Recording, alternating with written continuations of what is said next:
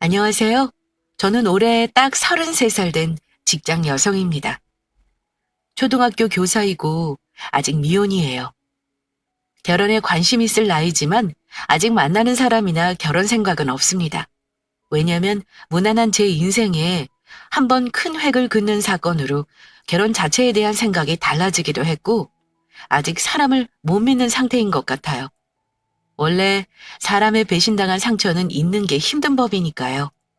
결혼까지 약속했던 사람과 깨는 걸 파혼이라고 하잖아요.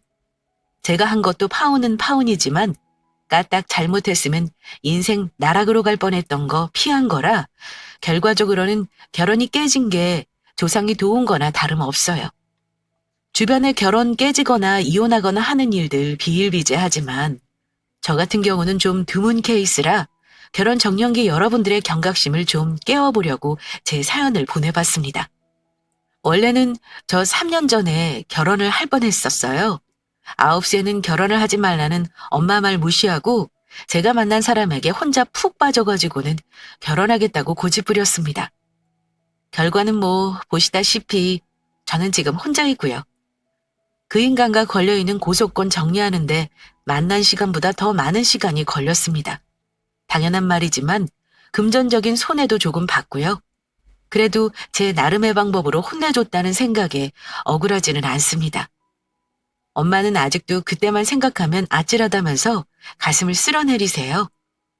내 눈까지 속일 정도 사람이면 보통 나쁜 놈이 아닌 거야. 여기저기 사기치고 다니는 게 몸에 뱄으니 그렇게 말을 잘하는 거 아니겠니? 그래도 이 정도에서 끝낸 걸 천만다행으로 알자.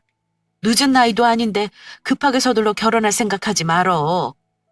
인연이 안 나타나면 어쩔 수 없는 거지만 네가 좋은 사람 되면 다 인연이 오는 법이야. 그 사람은 뭐 인연이 아닌 줄 알았겠어? 엄마, 나는 이제 사람 자체를 못 믿겠어. 그냥 사람 만나는 게 무섭다? 아마 당분간은 그렇겠지.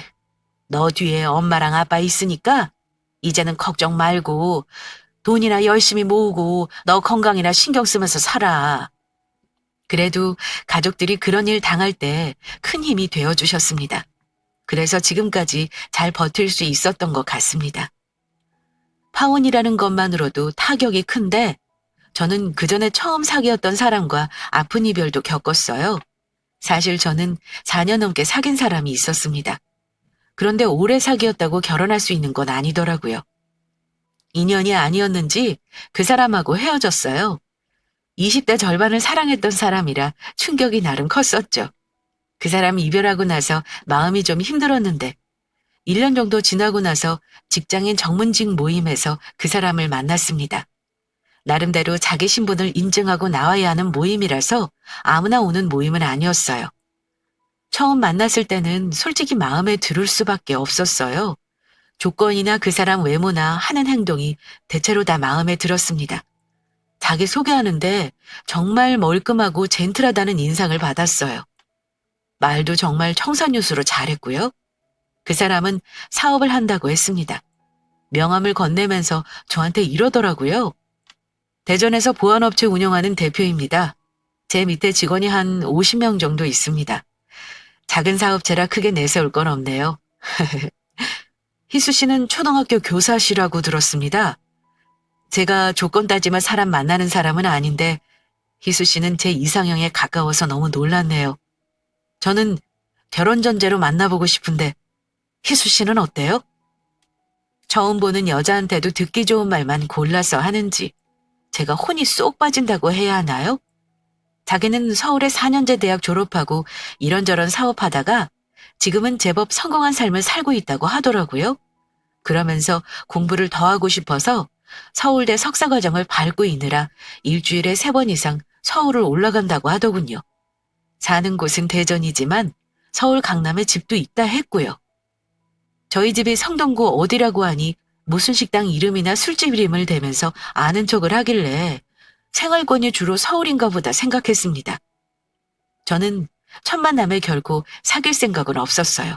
그런데 그 사람은 첫 만남 후부터 사귈 때까지 저한테 적극적으로 들이댔습니다. 저한테 잘못도 있는 게 정말 싫었으면 단호하게 거절했겠죠. 하지만 한번 만나볼까 하는 마음이 은연중에 있었는데 몇 번 더 만나다가 교제를 시작하게 되었어요. 그런데 그 사람 만나면서 유독 결혼을 채근하고 우리 부모님을 만나고 싶다는 말을 많이 했습니다. 만난 지 한 6개월 정도 되었을 때인가요? 그때는 편한 사이가 되어서 말도 놓게 되었고 일주일에 한두 번씩 만나 데이트를 했었어요. 희수 씨 부모님 언제 만날까? 어차피 결혼 전제로 사귀는데 미리 인사하는 것도 괜찮을 것 같은데? 우리 부모님은 상관없긴 한데 재우 씨네 집은 인사 안 해도 돼? 솔직히 말하면 예비 시댁은 최대한 천천히 인사하고 싶거든. 우리 부모님은 이혼하셔서 나중에 따로 인사드려도 괜찮아. 내가 결혼하겠다는 마음만 먹으면 그때 인사하면 되지. 저와 결혼하겠다는 걸 너무나 확신하는 사람이라 오히려 제가 부담스럽게까지 했습니다. 저는 그때만 해도 좀 더 이 남자에 대해 알고 싶다는 마음 반, 그리고 이만하면 결혼할 남자로 충분하지 않을까 하는 마음이 반이었어요. 하도 저희 부모님을 만나고 싶다고 하길래 가벼운 마음으로 집에 초대한 적이 있었는데요. 마침 저희 아빠 생신이셔서 자연스럽게 인사를 시킬 생각이었습니다. 사실 그 사람이 인사 오기 전에 몇 차례 저희 집에 선물을 보냈던 터라 이미 점수는 좀 따놓은 상태였어요. 인사하러 온 날에도 백화점에서 산 한우 세트에 주문 케이크까지 들고 왔습니다. 저희 부모님과 여동생은 제가 데려온 신랑감이라는 거에 마냥 좋으셨던 것 같아요. 화기애애한 분위기 속에서 식사 자리를 가졌습니다.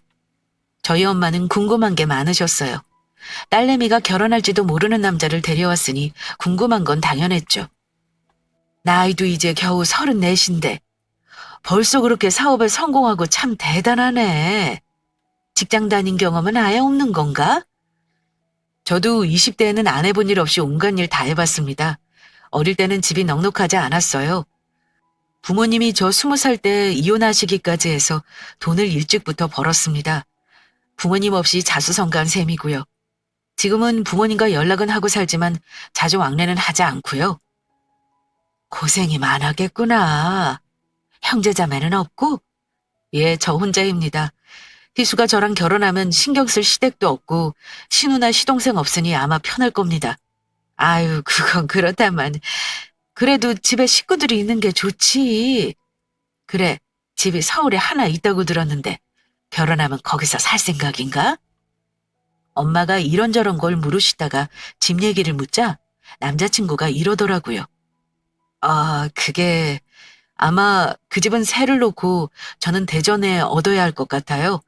저 대학원을 이번 학기에 마치는데 아무래도 본업이 대전에 있으니까요. 그래? 우리 딸은 서울에서 직장 생활을 해야 하는데 어쩌나? 결혼하면 방법이야 많죠. 주말 부부 생활하는 방법도 있고요. 그건 그때 가서 고민해 보도록 하겠습니다, 장모님. 이런저런 대화를 나누고 엄마 아빠 소감을 물었더니 엄마가 이렇게 말씀하셨습니다. 아직 만난 지 얼마 된 거 아니잖아. 엄마 보기엔 글쎄다. 사람이 성실해 보이고 멀끔하긴 하다만 더 만나보고 결혼은 생각해. 아직 네 나이가 한창인데 무조건 결혼하겠다는 생각하지 말고. 엄마도 참 언제는 30 되기 전에 결혼하랬잖아. 이젠 마음이 바뀐 거야? 그거야 작년 얘기고. 엄마가 신년점을 보러 갔더니 너 올해는 절대 결혼 생각하지 말라 그러더라. 무조건 믿을 건 아니지만 그래도 참고할 만한 건 하는 게 좋아. 엄마가 그렇게 말씀하셨고 그때는 사귄 지 초반이라 남자친구가 결혼을 입에 달고 살아도 진지하게 생각은 안 했습니다. 그런데 그 사람은 결혼할 사람 아니면 시간 낭비할 생각 없다는 말을 하며 결혼을 서두르더라고요. 둘이 연애하는 동안은 남들과 다를 바 없이 평범했어요. 다만 저는 서울, 그 사람은 생활권이 주로 대전이라 장거리 데이트를 한다는 게 걸림돌이라면 걸림돌이었고요. 다만 사귀는 초반에만 별다른 문제 없이 만난다고 생각했어요. 그 와중에 물론 다투는 일도 있었습니다. 지금 생각하니 몇 가지 이상했던 게 있긴 해요. 첫 번째는 가끔 연락이 두절된다는 거였습니다. 보통 연인들은 안 만나는 날에는 하루 한 번은 전화 통화를 하지 않나요? 문자 연락이야 수시로 하는 거고요. 우리는 평일에 만나 데이트하는 게 어려웠기 때문에 거의 그 사람이 일주일에 한 번 서울로 올 때만 만났어야 했는데요. 제가 최근 하면서 연락하면 종종 한참 후에야 연락을 하거나 아니면 아예 그날은 연락이 안 닿는 일도 있었습니다. 저는 그런 게 너무 싫었어요. 만나면 일 때문에 어쩔 수 없다며 전화통을 붙들고 있는 사람이 제 연락을 무시하는 것처럼 느껴졌습니다. 처음 한두 번이야 그럴 수 있다고 이해하고 넘어간다지만 자주 이런 일이 있다는 건 사람 태도 문제라고 생각했어요. 그래서 저랑 몇 번 다툰 적이 있었습니다. 자기가 일이 바쁜 건 알아. 하지만 내가 연락한 거 뻔히 알면서 종일 연락 두절되는 거 내 입장에서 불안하다는 거 생각 안 해봤어? 거래처 사람들 만나서 술 한잔 하다 보면 시간이 늦어서 연락할 타이밍을 놓쳐서 그래. 네가 문자하는 거에 어떻게 일일이 다 답장하고 어디 가는지 보고하면서 사냐? 너 이러면 남자가 숨 막혀. 내가 일거수일투족 보고하라는 게 아니야. 그냥 나한테 부재중 전화 와 있으면 연락 한번 간단히 해줄 수 있는 거잖아. 어디 간다, 뭐 했다만 알려주면 되는 건데 그것조차 힘들면 만나지를 말아야지. 이런 식의 다툼이 여러 번 있긴 했습니다. 그런데 웃긴 게 본인은 연락이 두절되면서 저한테는 또 집착이 엄청 심한 편이었습니다.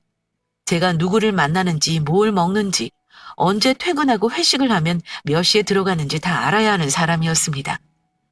내로남불이라고 자기가 연락 두절될 때는 그럴만하다면서 제가 간혹 바쁜 일로 연락이 뜸하면 문자가 거의 퇴로 수준으로 와 있거나 전화가 수십 통이 와 있곤 했습니다. 또 다른 문제는 금전적으로 뭔가 명확하지가 않다는 겁니다.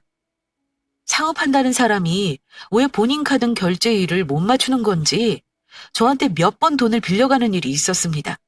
처음에는 몇십만 원으로 큰 돈도 아니었어요. 당연히 얼마 후에 돌려주기도 했고요. 그러다가 한 번은 저한테 카드 발급 하나를 해달라는 부탁을 한 적이 있었습니다.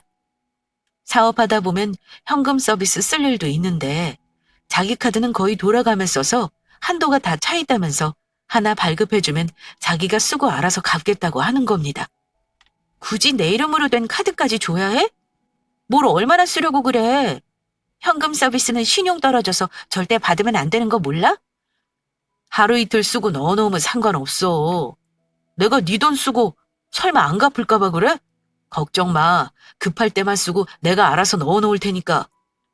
하도 당당하게 얘기하길래 마지못해 주긴 했는데 준 지 3일도 안 돼서 현금 서비스 300만 원을 받아서 쓰더라고요. 사업상 급하게 썼다면서 며칠 만에 갚긴 했지만 너무 찝찝해서 제가 그랬어요. 차라리 돈을 빌려달라고 하면 빌려줄게. 아무리 결혼할 사이라지만 이건 아닌 것 같아. 내가 자기 카드 그러고 다니거나 현금 서비스 받으면 기분이 좋겠어? 뭘 얼마나 썼다고 그래? 너는 겁이 너무 많아. 쓰고 바로 갚았는데 뭐가 걱정이야? 사업하는 사람이 돈 300이 없어서 현금 서비스 받는다는 게 말이 된다고 생각해? 나는 그것도 이해가 안 가. 자기 설마 사업하는 거 지금 어렵거나 한 건 아니지? 솔직하게 말해줘야 해. 저는 그 사람이 사업이 어려운 게 아닌가 걱정을 했는데 한사코 아니라고 하더라고요. 다행히 그 뒤로 저에게 목돈을 가져가는 일은 없었지만요. 어쨌든 그 일은 이상하긴 했습니다. 이 밖에도 가족관계가 명확하지 않다는 것, 그리고 사업을 하는 사람인데 일은 손에 놓고 있다는 느낌을 받은 것 등등 여러 가지 이상했던 점이 있긴 했네요. 하지만 저는 그 사람 자체에 대해서는 한 번도 의심을 한 적은 없었습니다. 그리고 설마 하니 결혼하자는 말을 자기 입으로 하는 사람이 저한테 뭔가를 속이고 있을 거라고는 생각하지 않았고요. 어쨌든 다투기는 했지만 만나는 시간이 길어지면서 저도 진지하게 결혼을 생각했습니다. 물론 남자친구가 결혼을 보챈 것도 이유라면 이유였고요. 그 사람과 사귄 시간은 1년 남짓했지만 그동안 그 사람 가족에 대해 들은 게 많이 없었고 인사를 해야 하는 때가 왔나 싶었습니다. 그래서 제가 상견례 전에 미리 인사를 드리고 싶다고 했는데 그 사람이 그러더라고요. 결혼은 내가 결정하는 거니까 결혼식 날 우리가 정하고 준비 먼저 하자. 결혼 한 달 전쯤에 인사드리고 상견례를 해버리면 될 것 같아. 뭐? 무슨 번개불에 콩 볶아 먹도 그런 게 어딨어. 당신 부모님은 예비 며느리 안 궁금해하셔? 당연히 궁금해하시지. 어쨌든 이건 우리 부모님도 허락하신 거니까 일단 우리 날 잡고 결혼 준비부터 하자. 몇 번 얘기를 해도 저렇게 나오는데 저도 그 말에 따를 수밖에 없었죠. 우리 부모님께도 일단 그렇게 설명드리고 결혼 준비부터 시작했습니다. 엄마는 올해는 결혼하지 말고 내년으로 해를 넘겨 날을 잡자고 하셨는데 제가 고집을 부려서 그래 가을로 날을 잡았고요. 부모님이 별 수 있나요? 자식이기는 부모 없다고 하잖아요. 결국 저희 부모님도 저한테 두 손 두 발 다 들고 하고 싶은 대로 하라고 하셨고요. 신혼집이 일단 가장 큰 문제였는데 강남에 있는 그 사람 아파트를 신혼집으로 하기로 했습니다. 그런데 그 사람 하는 말이 세입자를 당장 내보낼 수는 없으니 일단 처가에서 생활을 하고 결혼 석 달 후에 세입자 계약이 만료되면 들어가자고 하는 겁니다. 혼수도 천천히 마련하자고 하더라고요. 제 직장 때문에 대전에서는 살림을 차릴 수가 없는 상황이었고요.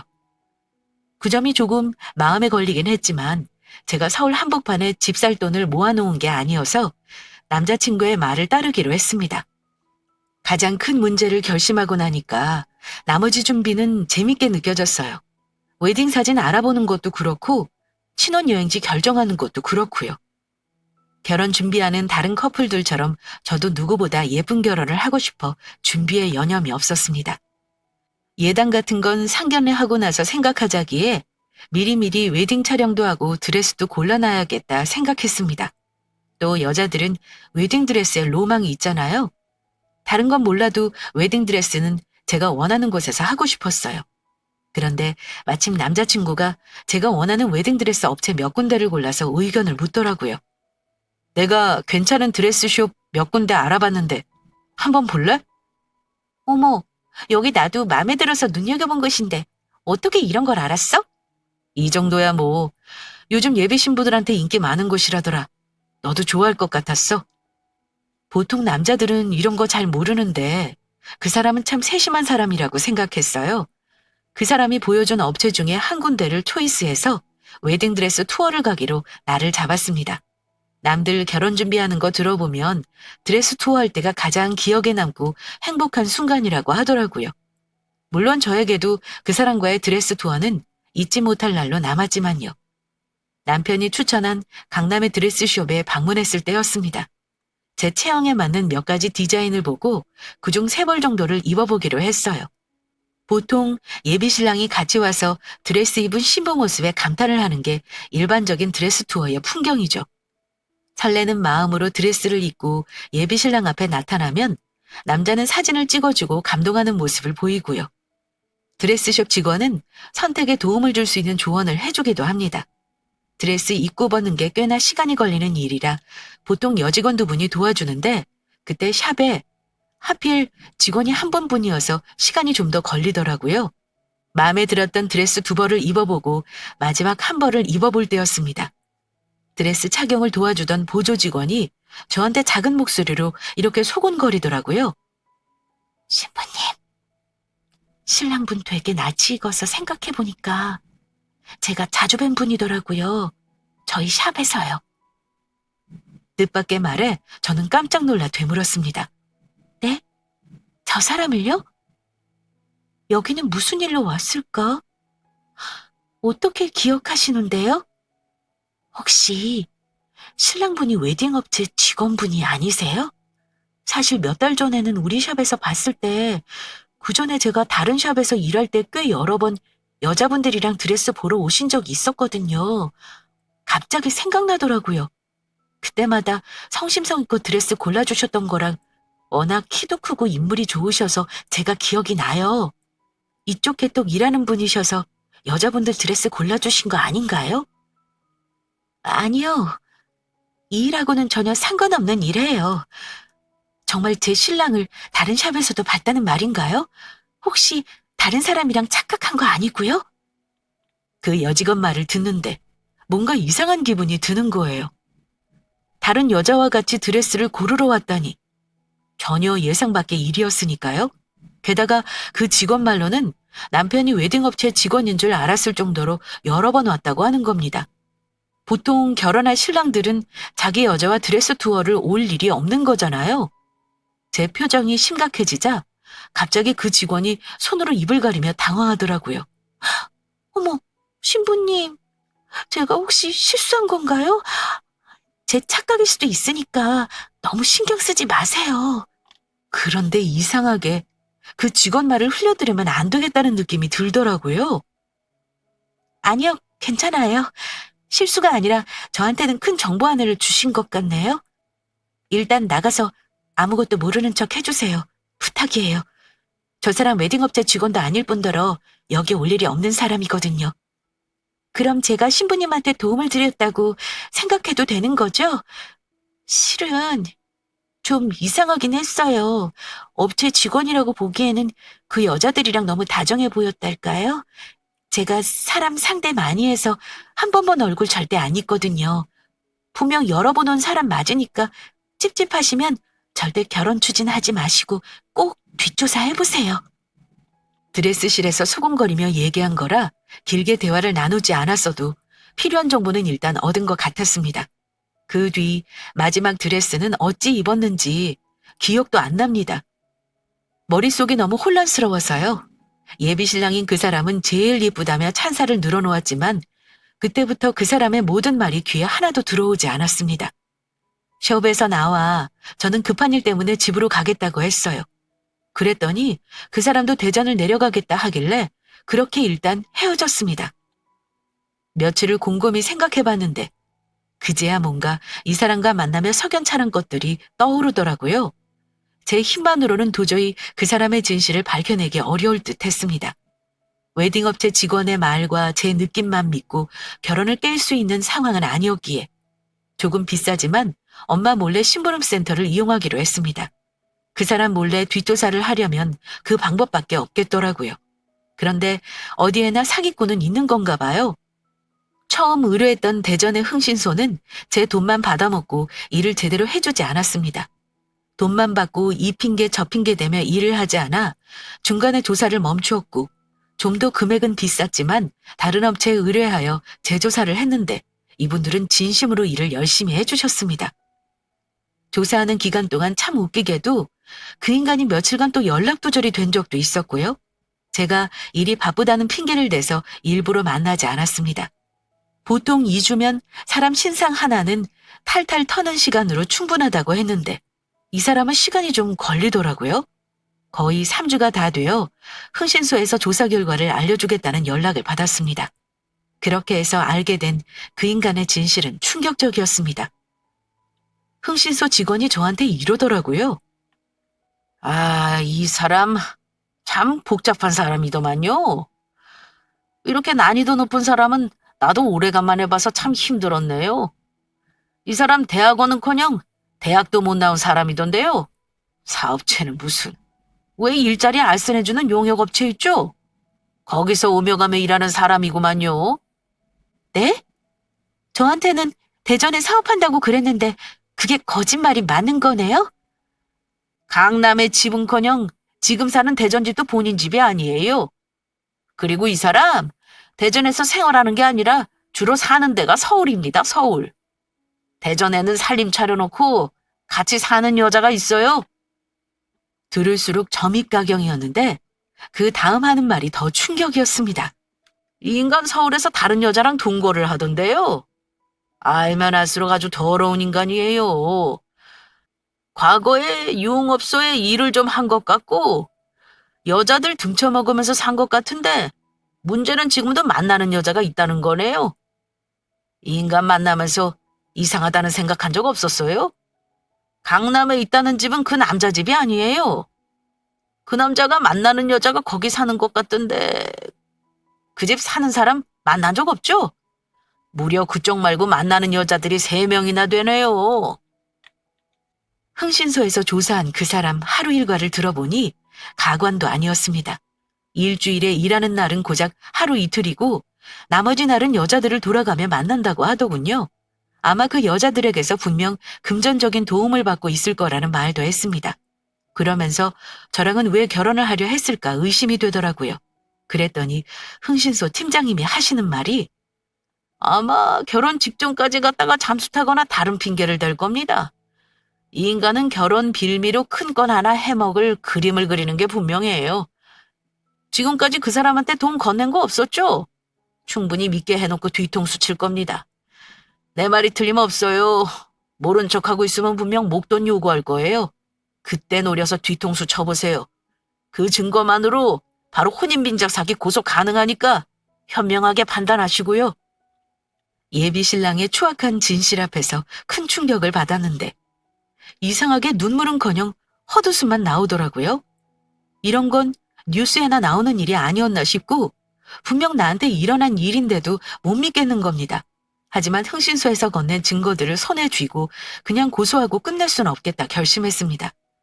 사람을 이렇게 배신하고 속이는 사기꾼은 그냥 순순히 파혼하는 걸로 끝낼 수는 없었습니다. 다른 사람에게 또 사기치고 상처 주는 건 막아야겠다 생각했습니다. 그래서 흥신소 직원에게 받은 예비 신랑놈의 여자들 주소를 전부 받아놨습니다. 저는 일단 그 사람에게는 내가 진실을 알았다는 걸 숨기고 혼내줄 계획을 세웠습니다. 그래서 어렵지만 그놈이 만나고 있다는 다른 세 여자들에게 전부 연락을 취했어요.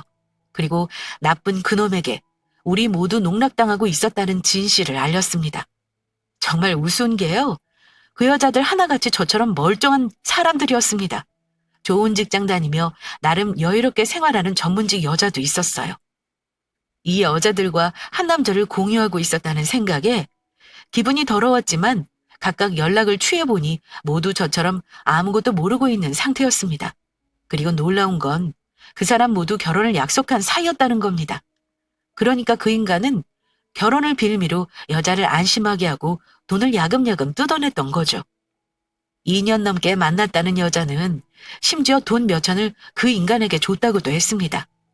더 웃긴 건 뭐냐면요. 우리 신혼집으로 쓰기로 한 강남집의 세입자라던 다른 여자는 심지어 직업이 회계사였어요. 미친 거 아닌가요? 똑똑한 거랑 사기당하는 거랑은 별개인 건가 봐요. 그렇게 똑똑한 여자도 남자랑 결혼하자는 말을 믿고 몇천만 원을 줬다고 하더라고요. 아마 저처럼 지역 직장인 모임에 사기치고 가입을 했겠죠. 여자들에게 물어보니 그 인간 직업을 전부 다르게 알고 있었으니까요.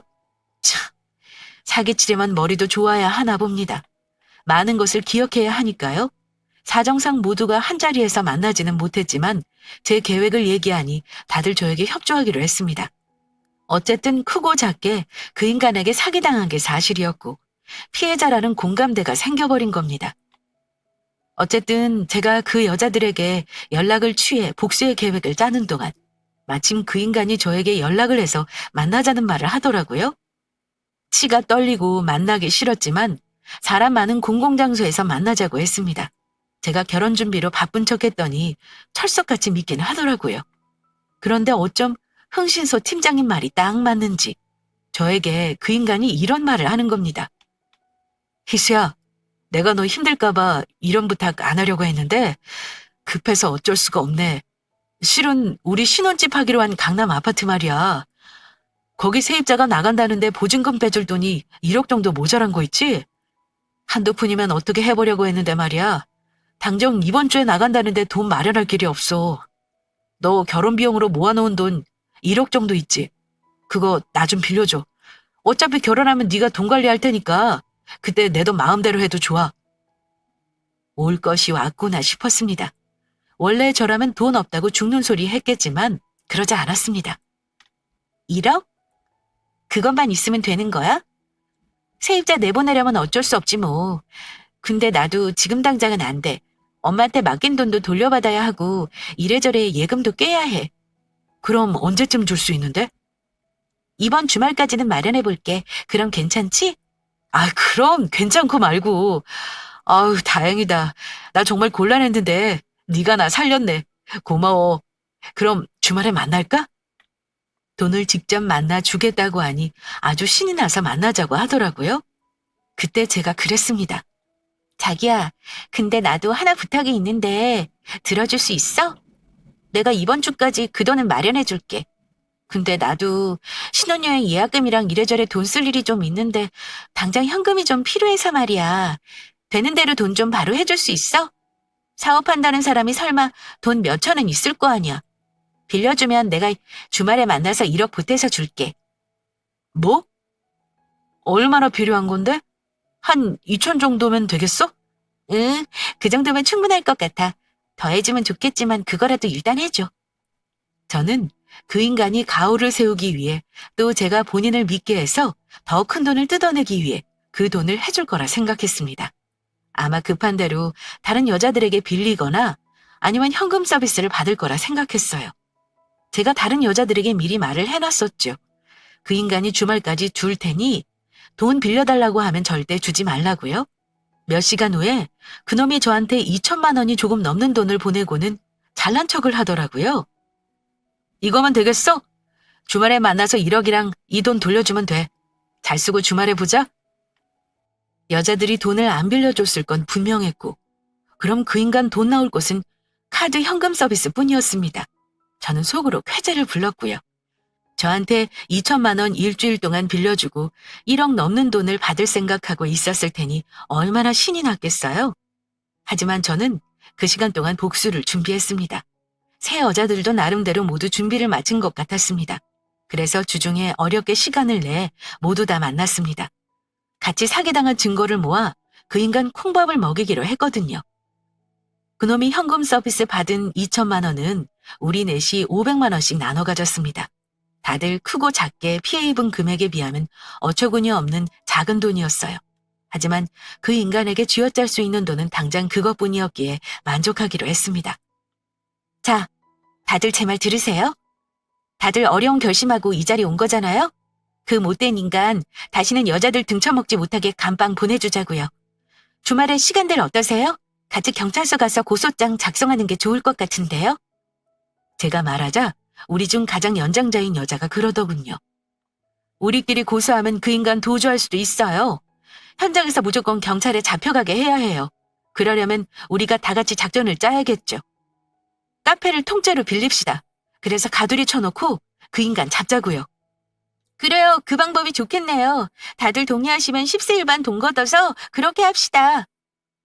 다른 분들이 동조하길래 그렇게 하기로 치밀한 계획을 짰습니다. 그리고 시간이 흘러 그놈과 만나기로 한 날이 왔습니다. 애초에 섭외한 장소는 일부러 우리 동네의 한적한 작은 카페를 골랐어요. 굳이 돈 내고 빌리지 않아도 손님이 없을 것 같은 곳이었습니다. 제가 먼저 와서 기다리고 있었고 카페 주방에 여자 둘이 대기했습니다. 다른 한 명은 밖에서 경찰을 부르고 문을 잠그는 역할을 맡았고요. 어쨌든 그 인간은 아무 의심 없이 신나서는 저를 만나러 왔더라고요. 저한테 돈 받을 생각에 신난 표정이 아주 다 보이더군요. 이수야, 먼저 왔어? 결혼 준비 너만 신경 쓰게 해서 미안하다. 집 문제 해결되면 내가 다른 건 알아서 할게. 오늘 세입자 나간다니까 빨리 보증금 줘야지. 돈 가져왔어? 근데 돈은 어디 있고 왜 빈손이야? 그러길래 아까 화장실 좀 가느라 카운터에 잠깐 맡겨놨어. 기다려, 내가 들고 올게. 저는 일어나 카운터 쪽으로 걸어갔고 그때 주방에 몸을 감추고 있던 여자 2명이 모습을 드러냈습니다. 그놈은 등지고 있었기 때문에 그 상황을 못 본 상태였어요. 두 여자가 그 인간에게 다가가 등을 두드리며 이렇게 말했습니다. 돈 1억 받으러 왔지? 자, 내가 그 1억 줄게 이놈아. 잘 받아 먹어라. 한 명이 그놈에게 얼음잔에 든 커피를 얼굴에 확 끼얹어 버렸고 다른 한 명은 그놈의 머리통을 쥐어잡고 흔들었습니다. 야, 이 사기꾼 놈아! 끝까지 우리 속일 수 있을 것 같았냐?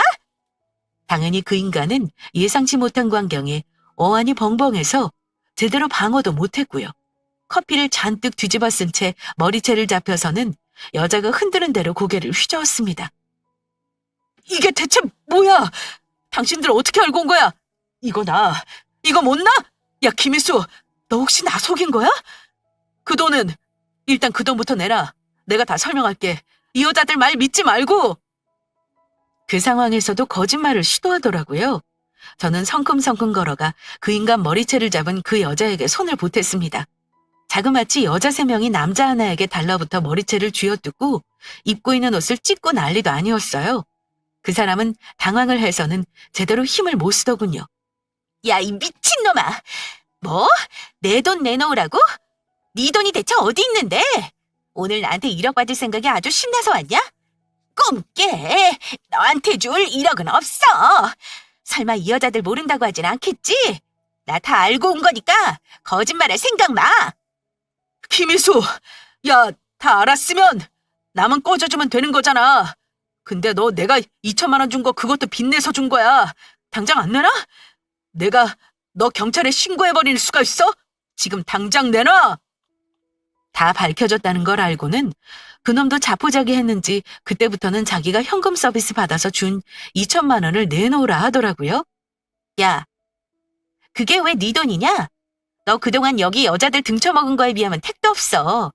네 수중에 돈이 없으니까 그 돈 돌려받은 거고 나머지는 감옥 가서 죗값 치러야 할 거다. 감옥 좋아하네. 증거 있어? 어디 지들이 좋아서 나한테 줘놓고는 뜯겼다고 거짓말해? 내가 강제로 빼앗으면 강도지만 다 자발적으로 준 거라고. 너야말로 나한테 거짓말하고 가져간 돈이나 내놔. 내가 지금 경찰 불러? 너야말로 콩밥 먹고 싶냐? 끝까지 뻔뻔하구나, 너는. 경찰 부를 필요 없어. 우리가 불렀으니까. 네가 아는 여자 한 명이 없지? 밖에서 너 잡아가라고 경찰 불렀을 거야. 뭐? 경찰? 이년들이 진짜 죽고 싶냐? 그놈은 내 말을 듣고 갑자기 소리를 지르는 겁니다. 그러고는 갑자기 우리 셋을 뿌리치고 문 쪽으로 뛰어가더라고요. 근데 그러면 뭐합니까? 이미 밖에서 문을 걸어놨고 이미 경찰도 도착했는지 순찰차가 보였습니다. 일이 본인 생각과 다르게 틀어져 버리자 그놈은 갑자기 무섭게 돌변하더라고요. 주변에 흉기가 될 만한 거 치웠기에 망정이지 우리도 위험할 뻔했습니다. 다행히 바로 경찰이 문을 따고 들어왔고 그 자리에 그놈을 경찰서로 연행했습니다. 그제야 그 인간은 고개를 숙이더군요. 안 잡혀가려고 반항할 줄 알았는데 당당하게 이러더라고요. 여자 많이 만난 죄는 있지만 다른 죄는 없으니까 어디 해볼 테면 해봐. 그놈이 하는 말을 듣고 거기 있는 여자들 모두 할 말을 잃었습니다. 그리고 다 같이 경찰서에 가서 고소장을 작성했고요. 통장 이체 내역과 결혼을 빙자해 사기를 친 증거들을 전부 제출했습니다. 그놈은 자기도 저를 고소하겠다나요? 제가 거짓말로 돈을 뜯어갔다는 개소리를 했지만 우리가 뜯긴 피해액을 들은 형사님은 그놈 말을 개무시하더군요. 사실 제가 거짓말을 한 건 맞지만 거기서는 딱 잡아댔어요. 그놈이 저한테 1억 뜯기 위해서 자발적으로 준 거고 내가 전부 갖지 않고 여자 넷이 나눴다. 문제가 되면 돌려주겠다 했습니다. 그렇게 그 인간 사기죄로 고소했습니다. 그 여자들과는 거기서 어색하게 헤어졌습니다. 고소권은 거의 몇 개월 만에 마무리되고 그 인간은 구속 상태로 재판을 받았습니다. 초범이 아니었는지 실형을 선고받고 지금은 감옥에 있는 걸로 알아요. 그 여자들과는 거기서 어색하게 헤어졌습니다. 힘을 합쳐 그놈을 잡긴 했지만 편한 사이가 될 수는 없었으니까요. 각자 손해본 돈과 마음의 상처는 각자가 회복해야 할 몫으로 생각하기로 했습니다. 제가 말씀드렸죠? 파혼이라면 파혼인데 인생 나락갈 뻔한 거 막은 거라 조상님께 감사하게 생각한다고요. 사람 볼 줄 모르는 저의 멍청함 때문에 여러 사람 고생시키고 부모님 마음 아프게 한 거 당분간 빚 갚으며 살려고요. 사건 파일에 나올 법한 이런 일을 겪는 사람도 정말 있다는 거 이제 아셨나요? 미혼분들은 사람 만나는 거 늘 조심하시라고 말씀드리고 싶네요. 저의 파란만장했던 파혼 스토리와 사기꾼 복수극은 여기서 마무리하겠습니다. 오늘 사연 보내는 걸로 다 털어버리고 저는 다시는 이 일을 떠올리지 않고 싶네요. 구독자분들께는 절대 이런 일이 일어나지 않았으면 합니다. 사연 들어주셔서 감사합니다.